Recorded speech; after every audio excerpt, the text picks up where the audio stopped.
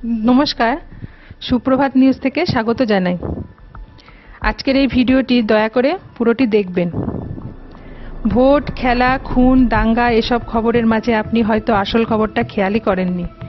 কয়েকদিন আগে নীতি নিয়োগ জানিয়েছে 2020 সালের মধ্যে ভারতের 21টা বড় শহরের ভূগর্ভস্থ জল একদম শেষ হয়ে যাচ্ছে।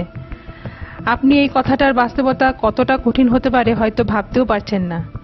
সময় হাতে একদম নেই। মাত্র 1 বছরে কত কিছু শেষ হতে দেখবেন চোখের সামনে। নিজেও পস্তাবেন এক বোতল জলের জন্য। রাজস্থানে গরমকালে জল পাওয়া যায় না আমরা অনেকেই জানতাম, কিন্তু বেশ কয়েক বছর হলো মহারাষ্ট্রও সে কথায় নাম লিখিয়েছে। সেটা অনেকেই জানি না। মহারাষ্ট্রে এমন কিছু এলাকা আছে যেখানে পানীয় জল আনতে ট্রেনে করে 14 কিলোমিটার যেতে হয়। কাতরাচ্ছে মানুষ।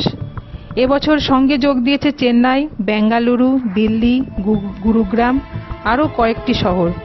চারিদিকে জলের হাহাকার চলছে ওখানে। সোনার দামে বিকোচ্ছে জল। নোংরা জলই খেয়ে থাকতে হচ্ছে। আগামী বছর বা আগামী কয়েক বছরে আমাদেরও একই হাল হবে। সময় হয়তো সামান্য আছে, তাও বাঁচান, জল বাঁচান, সামান্য হলেও বাঁচান। লাস্ট 10 বছরে, মাত্র 10 বছরে আমরা ভূগর্ভস্থ জলের 61% শেষ করে দিয়েছি। বাকিটা শেষ করতে 2 বছরও লাগবে না। হয়তো আপনি ভাবছেন আপনার এলাকায় কিছু হবে না, কিন্তু আপনি জানেন না যে কোনো দিন আপনার জলের পাইপেও কালো জল আসতে শুরু করবে। তার 2-1 দিন পর জল আসাই বন্ধ হয়ে যাবে।